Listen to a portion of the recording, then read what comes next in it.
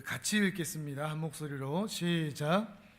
예수 그리스도의 나심은 이러하니라. 그의 어머니 마리아가 요셉과 약혼하고 동거하기 전에 성령으로 때된 것이 나타났더니 그의 남편 요셉은 의로운 사람이라 그를 드러내지 아니하고 가만히 끊고자 하여 이 일을 생각할 때에 주의 사자가 현몽하여 이르되 다윗의 자손 요셉아, 내 아내 마리아 데려오기를 무서워하지 말라. 그에게 잉태된 자는 성령으로 된 것이라. 나으리니 이름을 예수라 하라. 이는 그가 자기 백성을 그들의 죄에서 구원할 자이심이라 하니라. 아멘. 자, 성탄 이쯤만 되면 제가 항상 내는 문제가 하나 있는데 OX 문제입니다. 자, 성탄절은 우리가 예수님의 생일이라고 생각해서 축하하는 절기로 만나는 날이기 때문에 12월 25일 성탄절은 예수님의 생일이 맞다 O, 틀리다 X. 자, O일까요? X일까요? 예? O라고 얘기하신 분도 X라고 얘기하신 분도 있고, 제가 9년 동안 매 해마다 가르쳤는데 아직도 O라고 얘기하시면 곤란합니다. X입니다. X. 정답은 X입니다. 우리 한국교회가 100년 조금 넘은 시간 동안에 성탄절을 지키고 추수감사 예배를 이렇게 지키고 또 송구영신 예배를 지키고 하는 우리나라만의 전통이 있다 보니까 당연하게 생각하는데 조금 더 성경을 기반으로 해서 우리가 고민해 볼 요소들이 있습니다. 그 중에 하나가 성탄절인데요. 성경 어디에도 예수님의 생일날을 정확하게 기록해 놓은 곳이 없습니다. 12월 25일이 생일, 특히 예수님이 태어나신 때는 겨울이 아닐 확률이 굉장히 높습니다. 왜냐하면 그 목축을 하는 목자들이 있죠. 목자들이 겨울에는 그렇게 목축을 하지 않거든요. 그러니까 그 목축이 가능한 계절이지 겨울은 결코 아닌 것이죠. 거기다가 예수님께서 제자들하고 다닐 때 생일을 이렇게 생일상을 차려드렸다, 뭐 이런 기록도 당연히 전혀 없고, 또 초대교회 때 예수님의 절기, 예수님의 생일날을 절기로 지킨 적 역시도 단 한 번도 없습니다. 기록 자체가 없습니다. 예수님 당시 때나 초대교회 때는 성탄절이라는 절기가 아예 없었고, 기독교가 로마의 국교로 공인되는 그 즈음에 성탄절 또는 크리스마스가 시작이 되었습니다. 얼마 전에도 말씀드렸지만 기독교가 큰 박해를 로마 시대에 받고 있었다고 그랬죠. 그러다가 AD 313년에 콘스탄틴 황제에 의해서 밀라노 칙령이라는 것이 발표되면서 다신교 국가인 로마 제국에서 기독교도 하나의 종교로 인정을 받게 됩니다. 그 전에는 아예 인정을 받지 못했었거든요. 그래서 313년에 밀라노 칙령에 의하여서 기독교가 종교로 인정을 받다가 392년에 테오도시우스라는 로마 황제에 의하여서 로마의 국가 종교, 로마의 대표 종교, 로마의 국교로 공인이 됩니다. 성탄절은, 크리스마스는 그 중간쯤 됩니다. 그러니까 어떤 학자들은 약 350년 정도에 시작됐을 것이다. 또 어떤 학자들은 370년 정도에 시작되었을 것이다. 이 두 가지 설이 좀 유력한 편인데, 어떻게 이게 시작되었는가 하면 로마 제국은 다신교 국가라고 했죠. 다종교 국가입니다. 그 중에 12월 25일, 그 당시 동지에 이제 밤이 가장 짧은 날 아닙니까? 가장 긴 날 아닙니까? 그래서 그 다음 날부터는 이제 해가 길어지다 보니까 태양신을 숭배하는 날, 태양을 기다리는 날, 태양신 솔, 그를 기다리고 경배하는 날로, 태양신 숭배의 날로 12월 25일을 지키고 있었습니다. 그런데 그것을 지켜보던 이교도들이 하고 있던 것을 지켜보던, 그리고 기독교인이 되었지만 그 이교대 문화에 젖어 있어서 똑같이 그거를 당연하게 이렇게 왔다 갔다 하면서 지키던 그들을 향해서 기독교인들이 저 우상이 참 태양이 아니라 우리 그리스도가 진정한 의의 태양이다, 그러니 12월 25일에 저 태양신을 섬기지 말고 진정한 태양이신 그리스도를 예배하자라고 시작된 게 크리스마스입니다. 크리스마스가 두 단어에 접합된 용어인데요. 크리스트는 크라이스트, 그리스도입니다. 마스는 미사, 모인다는 뜻입니다. 집회, 그래서 예배가 됐죠. 로마 가톨릭에서 미사라고 그러죠. 그러니까 그리스도를 중심으로 모이는 날, 집회하는 날, 예배하는 날, 그게 크리스마스가 된 거죠. 근데 이상하죠. 처음 크리스마스는 성탄절과 상관이 있습니까? 없습니까? 이렇게 들어보면 전혀 상관이 없죠. 크리스마스는 의의 태양이신 그리스도에게 예배하는 날이지 성탄절이 아니었습니다. 전혀 다른 날이었죠. 근데 이제 로마 제국의 국교가 되면서 기독교가 권력을 가지면서 아무튼 힘과 권력을 갖는 데부터 타락은 시작됩니다. 기독교도 부패가 되는데 그 부패의 한 요소 중에 이 성탄절의 탄생이 시작됩니다. 성탄절이 만들어지면서 이 크리스마스가 흥청망청 노는 이교도의 축제와 별로 다르지가 않은 10일에서 14일 정도 축제 기간을 벌였는데 그런 것들이 나타나는 것이 된 겁니다.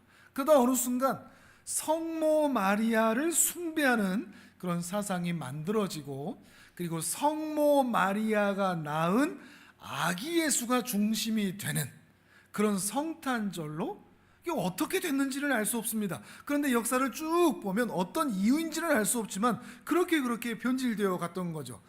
그리스도가 중심이 되는 게 아니라 성모 마리아와 아기 예수가 중심이 되는 날로 성탄절이 바뀌어가기 시작했다는 겁니다. 그렇게 수백 년 이상을 지켜오다가 1500년대 종교개혁이 일어날 때 종교개혁자들 그리고 그의 후예들인 청교도들이 무수한 기독교의 부패한 절기와 집회와 여러 가지 모든 것들을 바꾸어 나가면서 그 중에 하나 이 성탄절, 놀고 먹는 날이 되어버린, 그리고 우상화 되어버린, 미신화 되어버린 이 성탄절은 지키면 안 된다 해서 그때부터는 아예 이 개신교 국가에서는 이 성탄절을 지키지 않았습니다. 17세기, 18세기 기독교 국가가 되었었던 미국이나 영국에서는 아예 법률로 제정까지 해서 성탄절을 지키면 벌금을 내야만 하는 그런 일들이 있었죠. 물론 로마 가톨릭에서는 성탄절을 계속해서 지켜왔고 말이죠. 그러다가 19세기, 20세기 더 산업화되고 발전이 되면서 교회가 아닌 세상에서 크리스마스를 이용하기 시작합니다. 그러면서 더 변질되기 시작하죠. 백화점이나 쇼핑센터 장사하는 사람들이 상업적 특수를 위해서 교회보다 더 일찍 백화점이나 상업센터에다가 쇼핑센터에다가 루돌프 사슴코를 꺼내놓고 산타 할아버지를 꺼내놓고 아기 예수를 뉘어놓고 거리마다 캐롤을 울리기 시작한 겁니다. 그러다가 세상에서 교회가 그걸 배워서 교회 안까지 산타 할아버지가 들어오고 산타 할아버지 복장이 들어오고 크리스마스 트리가 들어오고 찬양 대신 캐롤이 울리고 있는 것이죠. 크리스마스와 크리스마스 트리는 예배당에서는 전혀 어울리지 않는 겁니다. 산타 할아버지와 크리스마스도 역시 전혀 어울리지 않는 겁니다. 변질된 거죠. 처음 중세 시대에는 성모 마리아와 아기 예수가 중심이 되었다면 요즘 시대에서는 이 상업적인 요소에 의하여서 크리스마스와 세상의 문화가 교묘하게 섞여 있는, 그러니까 이게 교회에서의 모습과 세상에서의 모습이 별로 다르지 않는, 오히려 성탄절에 반드시 들어야 할 중요한 복음, 죄인들이 들어야 할 기쁜 소식, 이것이 오히려 잘 들리지 않는, 들리긴 들리죠. 근데 메인 요리가 아닌 겁니다. 메인 요리가 나는 양을 위하여 목숨을 버리러 왔노라 라고 하는 예수 그리스도의 그 사랑과 그 오심이 드러나야 되는데, 이 오심이 앞에 에피타이저처럼 이거 조금 먹고 뒤에 세상의 문화가 가득해버린, 아니면 열심히 놀다가 제일 뒤에다가 예수님 생일 축하합니다 케이크 자르고 있는 그런 모습으로 많이 변질되어 와버린 것입니다. 이것이 이 시절의 현실입니다. 예수님은 성탄절은 예수님의 생일잔치하는 날이 아닙니다. 예배당에 예수님의 생일 케이크가 등장하는 것은 저는 오히려 예수님을 모독하는 일이 아닐까 싶습니다. 우리가 생일 케이크를 켜놓고 예수님 생일 축하합니다 이러면 저 하늘에서 예수님께서 아이고 내 생일을 기억해주고 고맙구나 이렇게 하실까요? 전혀 그럴 것 같지가 않습니다. 성탄절은 또 한방눈이 와야 좋은 날도 아니고, 선물을 받아야 좋은 날도 아니고, 주는 날도 아니고, 데이트하는 날도 아닙니다. 물론 교회 밖에서는 얼마든지 환영합니다. 교회 밖에, 우리도 그래서 농성역에서는 얼마든지 크리스마스 트리를 만들죠. 교회 밖에서는 얼마든지 가능한 것이니까요. 그러나 교회 안에 예배 가운데 우리의 신앙의 모습에서는 반드시 제거되어야 할, 구분되어야 할 요소라는 것을 우리가 기억해야 한다는 것입니다. 크리스마스에 가장 기억해야 할 것은 우리를 죄에서 구원하시기 위하여 이 땅에 오신 하나님의 사랑, 그 사랑을 기억하는 날이 되어야 한다는 것이죠. 그러니 이 성탄절에는 반드시 던져야 할 질문이 있습니다. 오늘 설교 제목과 같습니다. 왜 태어나셨을까? 사람들이, 어린아이들이 이렇게 동요에서 부르듯이 놀리듯이 왜 태어났니 이런 게 아니라, 하나님이시라면서 왜 사람의 모양으로 태어나셨을까? 그리스 로마 신화에 나오는 제우스 신 이런 것처럼 번개 들고 오실 수도 있고, 터미네이터처럼 완전한 그런 존재로 올 수도 있는데, 왜 죄인의 모양으로, 사람으로, 그것도 아기의 모습으로 이렇게 오셨어야 했을까 하는 그 질문들, 하나님의 마음, 하나님의 계획에 대한 궁금증을 우리가 반드시 가져야 된다는 것이죠. 크리스마스에 우리가 얼마나 즐겁고 재밌게 놀까가 아니라 하나님 아버지의 마음을 들여다보는 그런 시간이 되어야 한다는 것입니다. 하나님께서 사람이 되신다는 것은 결코 쉽지 않은 일입니다. 그저 하나님의 놀이가 아닙니다. 심심한데 사람이나 돼서 쟤들이나 한번 구원해 볼까 이런 게 아닙니다. 코스프레, 변장놀이 이런 것도 아닙니다. 하나님이 사람이 되신다는 것은 애초에 불가능한 일입니다. 우리는 쉽게 성육신이라고 말하지만 무한하시고 영이신 하나님이 육을 입고 손과 발을 가지고 눈을 가지고 시간의 제한을 받고 공간의 제약을 받을 수밖에 없는 그런 존재로 계신다는 것은 불가능한 일입니다. 무한은 결코 유한이 될 수 없기 때문이죠. 이렇게 하나님이 사람이 되셨다는 것도 기가 막힌데, 더 기가 막힌 것, 이 출생의 과정입니다. 미스테리합니다. 이해하기가 참 힘든 일입니다. 특히 오늘 우리가 읽은 이 말씀처럼 동정녀 마리아를 통해서 사람으로 태어나셨다. 이왕이면 좀 신화처럼 번개 들고 오시지, 터미네이터처럼 미래에서 오시면서 막 대단한 힘을 가지고 오시든지, 아니면 그냥 일반적인 출생을 하시면서 대단한 성인으로 사시다 가시든지. 근데 한 번도 남자와 잠자리를 하지 않았던 동정녀와 그를 통해서 예수님이 태어나셨다 이렇게 얘기하면 뭔가 좀 아리송한 거죠. 왜 이렇게 하셨지 하는 거죠. 자, 한번 읽어볼까요? 오늘 본문 1장 18절입니다. 1장 18절 성경을 보면서 같이 한번 읽어보겠습니다. 시작. 예수 그리스도의 나심은 이러하니라. 그의 어머니 마리아가 요셉과 약혼하고 동거하기 전에 성령으로 잉태된 것이 나타났더니. 아멘. 좋게 보면 신비하죠. 좋게 보면 신령하고요, 삐딱하게 보면 이게 만들어진 신화 같습니다. 사람들이 만들어낸 얘기 같습니다. 믿기가 힘듭니다. 우리도 믿기 힘든데, 전도할 때 다른 사람들한테 말하기도 참 힘듭니다. 우리 예수님은 말이야 동정녀에게 태어나셔서 남자와 한 번도 잠자리를 하지 않은 그런 분에게 대단하지, 믿을만하지. 그럼 사람들이 뭐라 그러죠? 놀라워하나요? 그래? 믿을만 하겠네 하는 게 아니라, 놀라워하는 게 아니라 놀리죠. 야, 그런 거에 믿냐? 이러면서 말이죠. 그래서 우리는 놀림감이 되고 싶지 않아서 이 동정녀 탄생, 성령 잉태 이 부분은 쏙 빼고 예수님은 구원자다 이렇게 말하고는 합니다.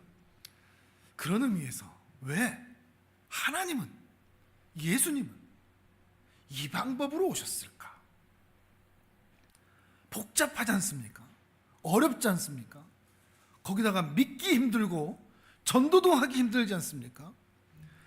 다른 사람들이 다 믿을 만한 신화적이고 멋지고 아니면 이성적이고 논리적인 특별한 그런 방법도 많이 있을 텐데 왜 이렇게 하셨을까 하는 것이죠.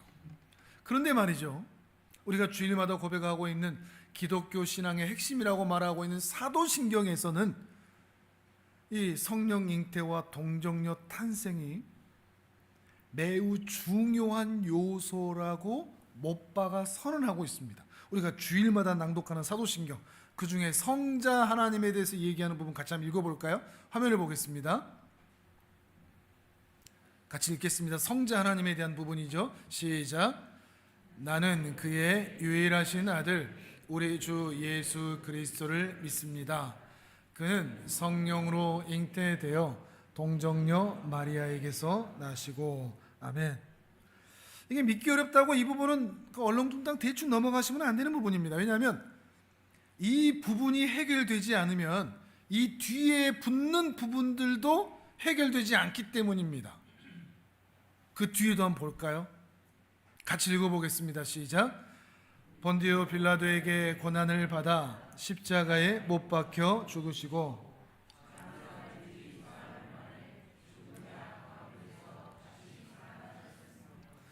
하늘에 오르시어 아버지 하나님 우편에 앉아 계시다가 거기로부터 살아있는 자와 죽은 자를 심판하러 오십니다. 아멘. 십자가, 부활, 승천, 그리고 다스리심, 또 예수님의 다시 오심, 그리고 심판, 이것들을 고백하고 있는데 이 신앙 고백의 앞에서 말하고 있는 우리가 처음 읽었던 예수님의 탄생에 대한 분명하고 정확한 이해와 인식과 믿음이 없다면 이 뒤에 나오는 십자가와 부활과 다시 오심은 부족한 이해가 될 수밖에 없다는 거죠. 잘못되거나 말이죠. 그러니까 예수님의 이러한 성령 잉태, 동정녀 탄생이라고 하는 신성한 탄생은 하나님의 구원 계획에 있어서 매우 중요한 부분입니다. 이 부분이 우리가 믿기 힘들고 기독교 신앙을 이 부분 때문에 거부하는 사람들이 있다고 할지라도 이 방법이 아니면 우리 죄인을 구원할 수가 없기 때문입니다. 그런 의미에서 성령 잉태와 동정녀 탄생은 믿음의 첫 단추와 같습니다. 첫 단추와 같습니다. 이걸 못 믿고 이걸 이해하지 못하는데 그 다음을 이해할 수가 없는 거죠. 조금씩 설명을 해보겠습니다. 먼저 이걸 물어볼까요? 사도신경의 그 앞부분, 성부 하나님에 대한 부분, 여러분 이 부분 믿으십니까? 그 다음 장 보여주실까요? 같이 읽어보겠습니다. 시작. 전능하신 하나님, 천지의 창조주를 믿습니다. 아멘. 하나님께서 천지를 창조하셨다, 온 우주를 만드셨다, 온 세계를 만드셨다는 것을 믿으십니까? 그럼 그걸 믿으신다면 성자 하나님께서 예수님으로 탄생하시게 하신 그 특별한 방법, 특별한 이유, 이것이 하나님에게 있을 것이라고 우리가 믿어볼 수 있지 않을까요?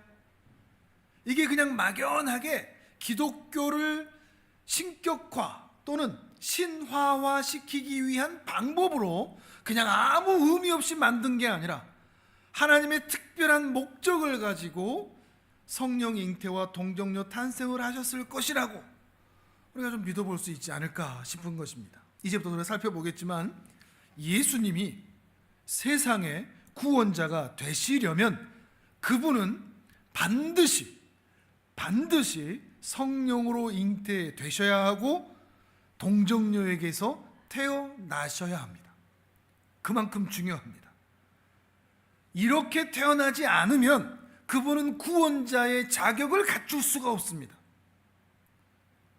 기독교를 신화적인 요소로 가미하기 위한 그런 특별한 방법이 아니라 예수님이 구원자의 자격을 갖추기 위한 조건으로서 이 특별한 출생이 필요했다는 것이죠.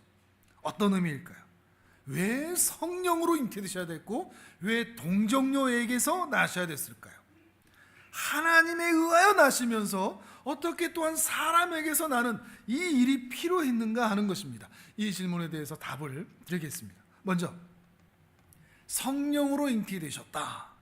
성령으로 잉태되셨다라는 문구가 지시하는 것은 예수님이 육체를 가지고 이 땅에 태어나게 하신 장본인은 남자에 의하여가 아니라 성령 하나님이시다라는 것을 드러내는 것입니다. 성령 하나님이 성자 하나님의 태어나심에 직접 관여하셔서 예수님을 남자의 씨로 말미암지 않고 성령으로 거룩하게 태어나게 하셨다는 거죠. 조금만 과학적으로 접근하면 예수님은 남자의 유전자가 전혀 없다는 말입니다. 여자의 유전자만 예수님은 가지고 있는 것이죠. 그러니까 예수님은 죄인인 남자에 의하여 출생하지 않고 성령의 덕분으로 성령의 역사로 태어났다. 하나님에 의하여 태어났다라는 것입니다. 그리고 예수님은 한 여인에게 태어났다 얘기합니다. 이 말은 남자는 죄인이고 여자는 죄인이 아니니까 여자에게서 났다는 말이 아니라 아이를 출산하는 능력은 여인에게만 있기 때문에 여인에게 난 것입니다. 특별히 이 여인에게 난 것은 태초부터 있었던 약속의 결과입니다. 창세기 3장 15절 우리가 몇 번 얘기했었죠. 여자의 후손과 뱀의 후손의 싸움. 여자의 후손이 사단의 머리를 밟을 것이다. 이것은 여자에게서 난 하나님의 어떤 씨앗, 그 구원자가 사단의 모든 계획을 무찌르고 망하게 하여 이 땅에 온전한 구원을 베푸실 것이라는 그 약속의 실현입니다. 또 예수님을 향하여서 성자 하나님의 탄생에 대해서 수많은 약속들이 있는데, 예언들이 있는데, 여자의 후손으로 오신다라는 것과 함께 또 다윗의 후손으로 오신다라는 예언도 있습니다. 예수님의 출생은 그 모든 예언들의 실현이고 성취라는 거죠. 자, 이번엔 이사야 11장을 다 같이 한번 찾아보겠습니다. 화면에 안 나옵니다. 이사야 11장 1절에서 11절까지 성경을 딱 모아갖고 딱 가운데를 펴시면 거의 이사야가 나옵니다. 이사야 11장 1절에서 11절, 구약 981페이지쯤에 있습니다.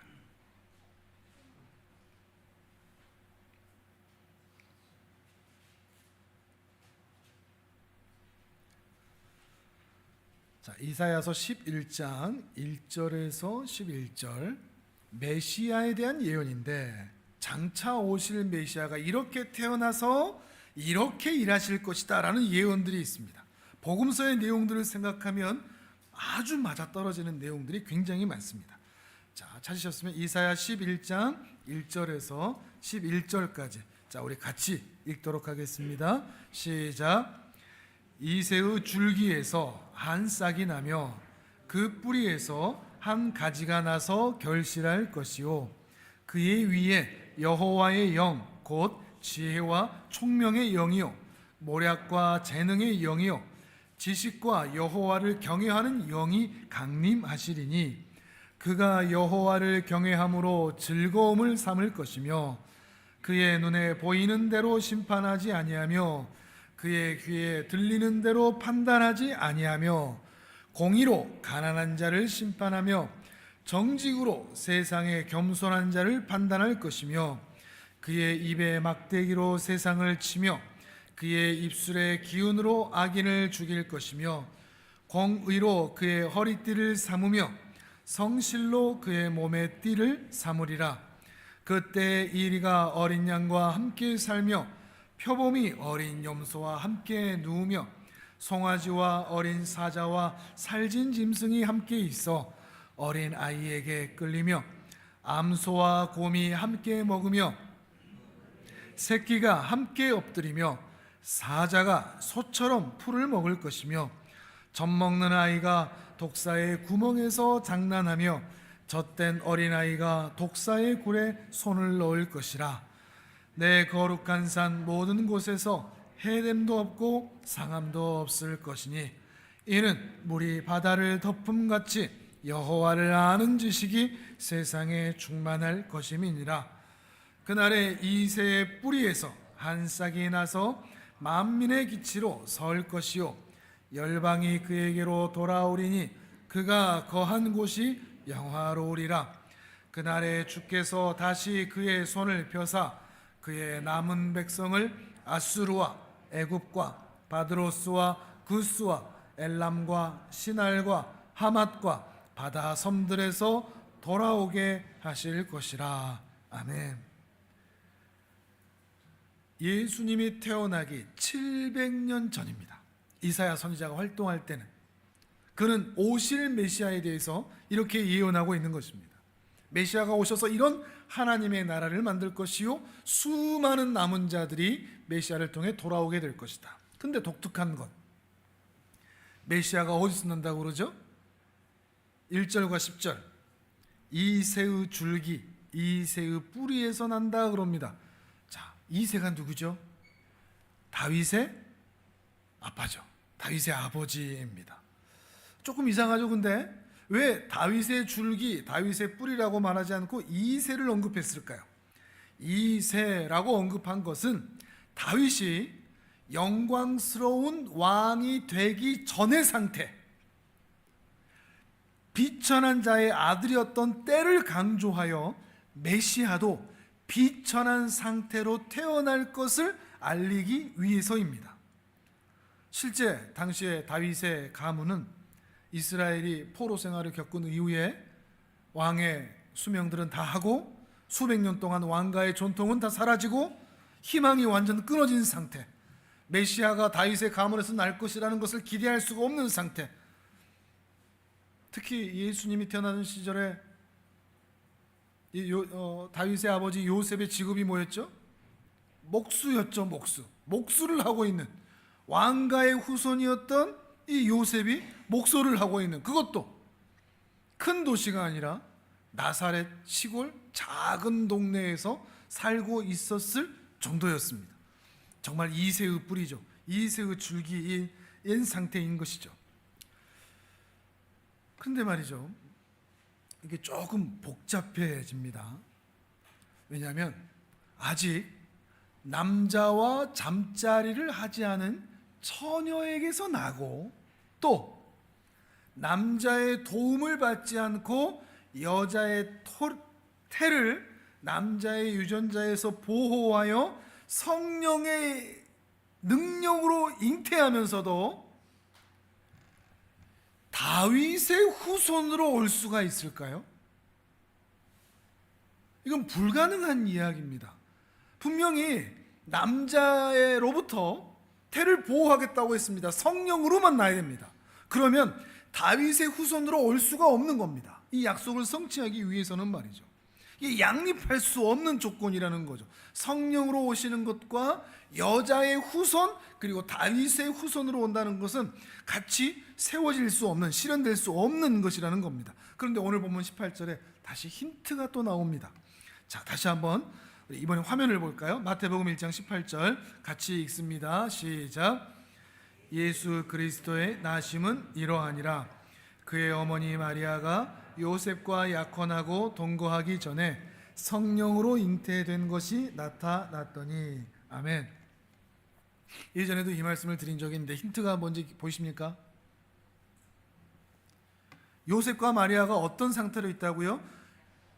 여기서 요셉은 육신의 아버지, 예수님의 육신의 아버지를 말하고 여기서 마리아는 예수님의 어머니를 얘기합니다. 혹시 또 모르실까 봐 말씀을 친절하게 드립니다. 근데 이 둘이, 이 부부가 어떤 상태로 있다고요? 약혼하고 동거하기 전이다.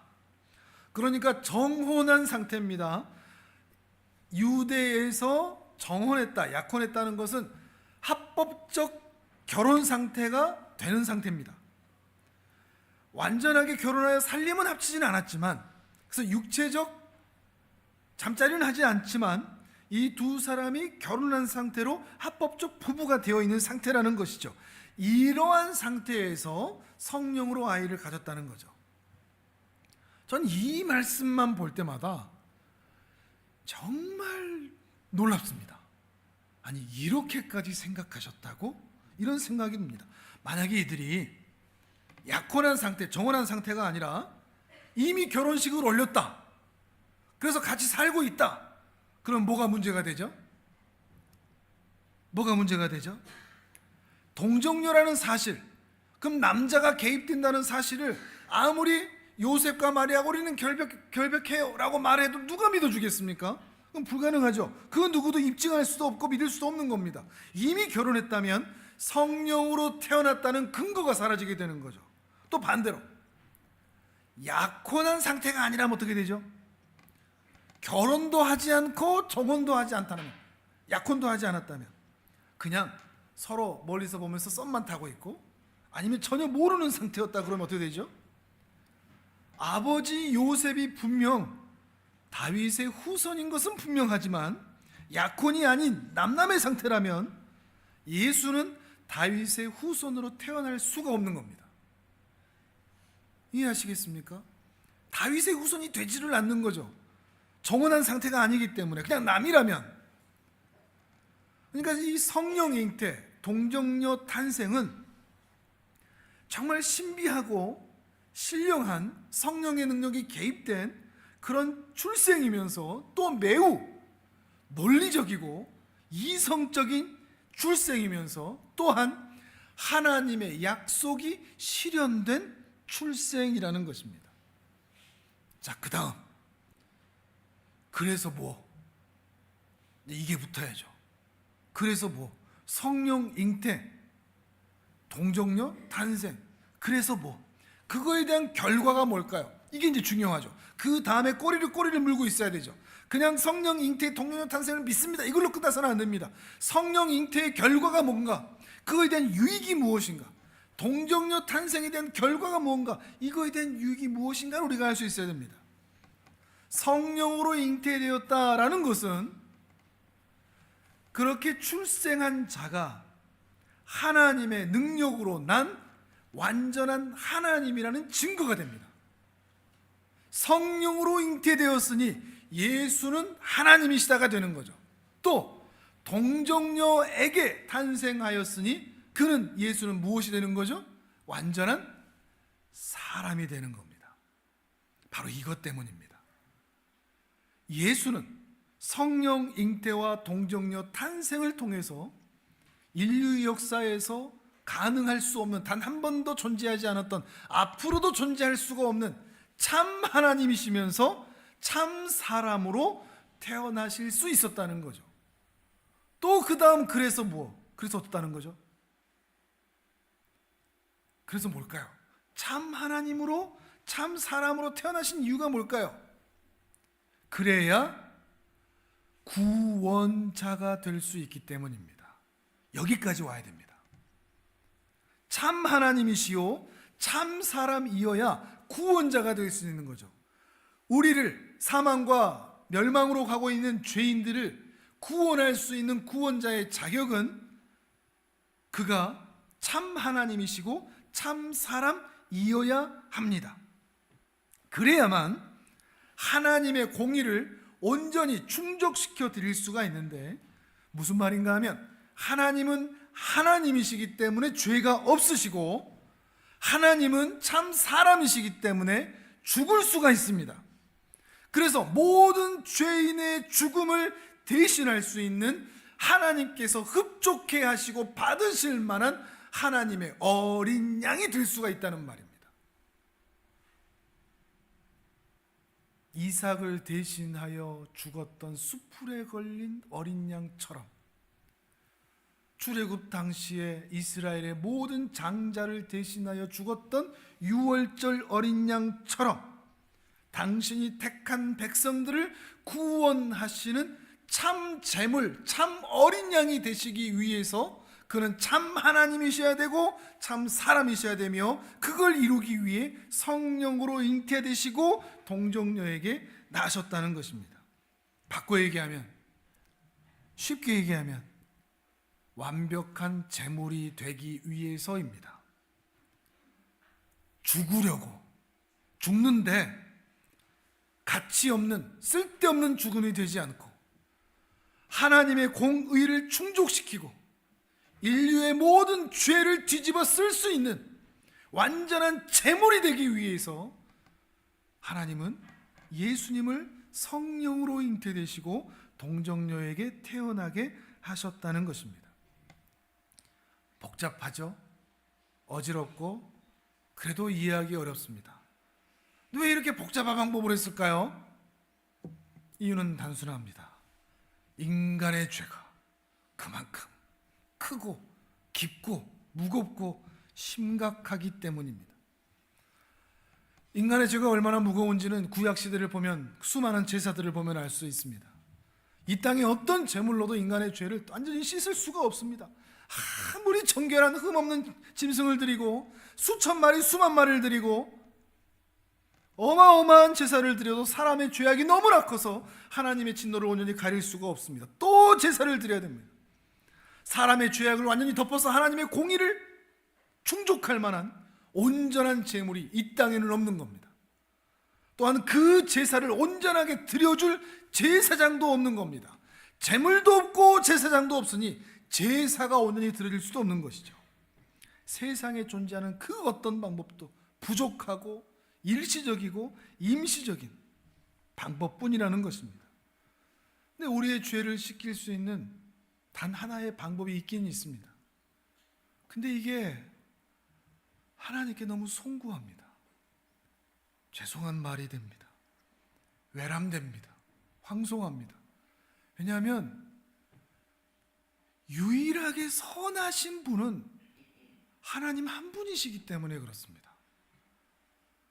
다른 존재에는 선이 없기 때문에 제물이 되고 인간의 죄악을 씻으려면 선한 분이 돼야 되는데, 선한 존재가 돼야 되는데, 하나님 외에는 선한 존재가 없기 때문에 딱 하나의 방법, 인간을 구원하기 위해서는 그 선한 분이 제물이 되셔야 되는 것밖에 없다는 겁니다.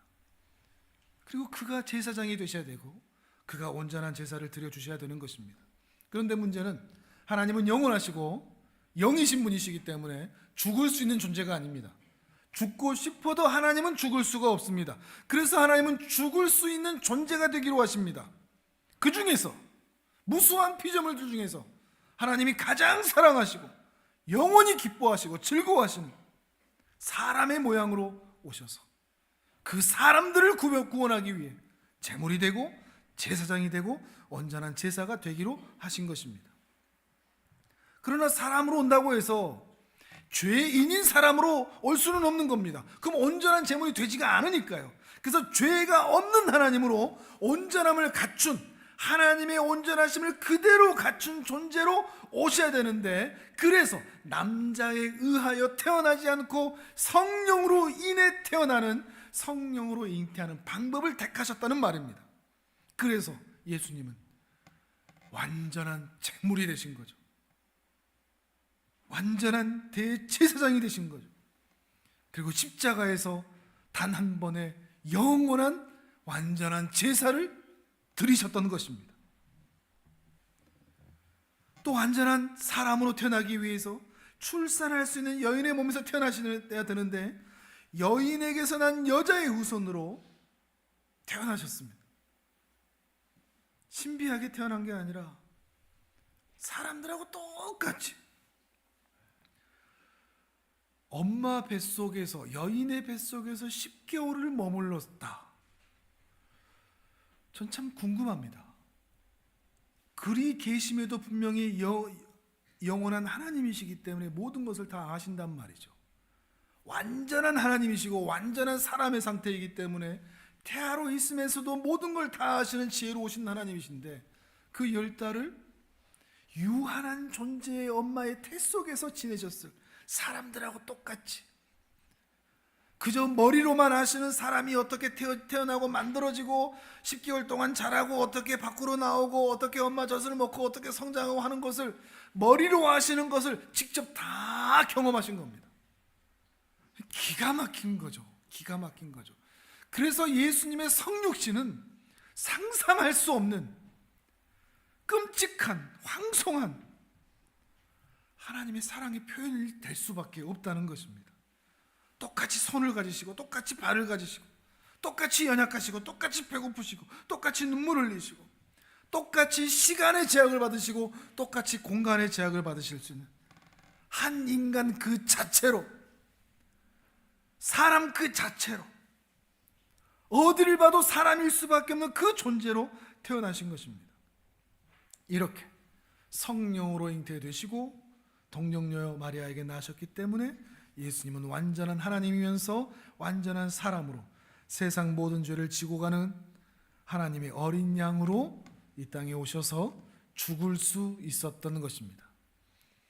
하나님께서 너무나 사랑하는 이 죄인들을 하나님의 나라로 데리고 가기 위하여 험한 세상의 다리가 되어, 폰티펙스 제사장 다리가 되어 이 땅에 태어나셨던 것입니다. 이것이 예수님이 이 땅에 오신 의미입니다. 성탄절이 우리가 기억해야 할 복음의 내용입니다. 성탄절이 과연 기쁘고 즐겁고 이렇게만 보낼 수 있을까요? 이 의미를 조금만 더 깊이 생각한다면 눈물나고 죄송하고 감사하고 신비하고 놀랍고 경이롭고 아름답고 탁월하지 않습니까? 또 하나의 유익이 있습니다. 예수님이 사람으로 오셨다는 것이 또 하나의 유익이 있습니다. 말씀드렸듯이 예수님은 인간의 모든 걸 다 경험하셨습니다. 출생만 경험하셨을 것이 아니라 인생으로 살아간다는 것이 무엇인지 저 하늘에서 머리로만 아는 지식이 아니라 직접 경험하여 다 아셨습니다. 배고플 때 얼마나 꼬르륵 소리가 나는지, 팔이 삐었을 때 얼마나 아픈지,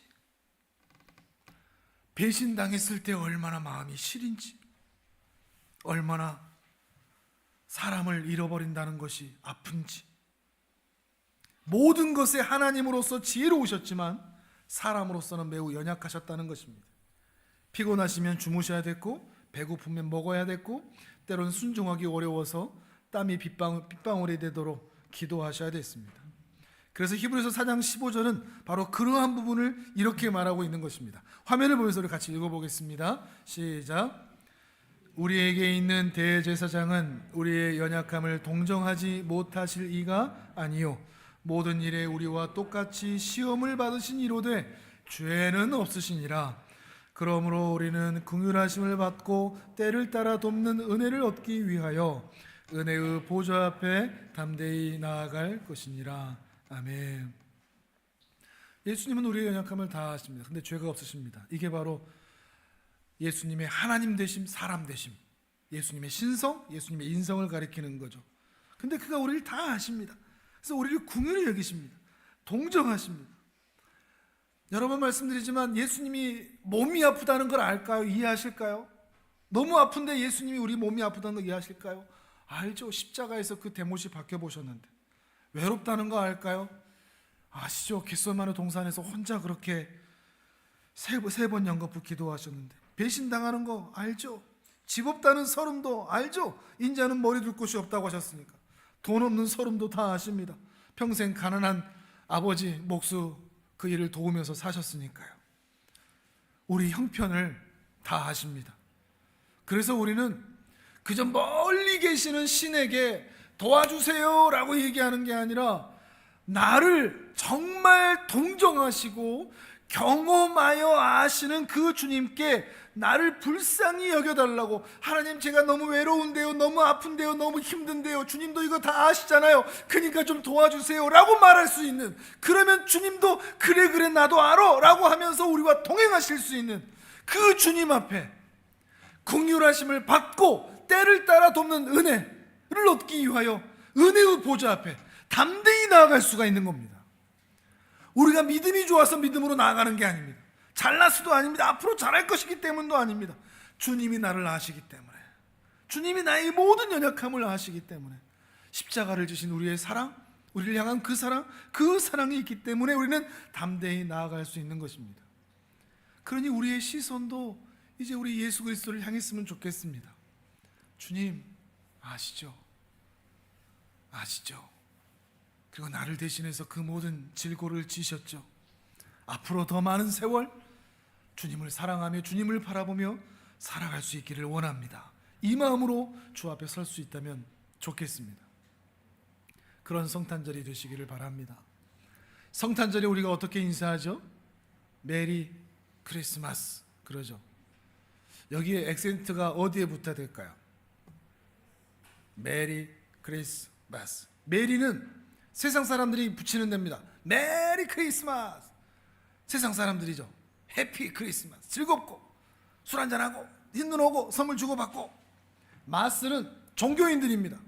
크리스마스 칸타타하고 연극하고 합창하고 뭐 헌신하고 종교인들입니다. 근데 우리는 크리스입니다. 메리 크리스마스. 근데 인사할 때 이렇게 하면 좀 어색하니까 이렇게 인사하지는 마시고 마음으로는 그렇게 하시는 겁니다. 마음으로. 자, 옆에 계신 분들에게 잠깐 인사 한번 해보실까요? 메리 크리스마스.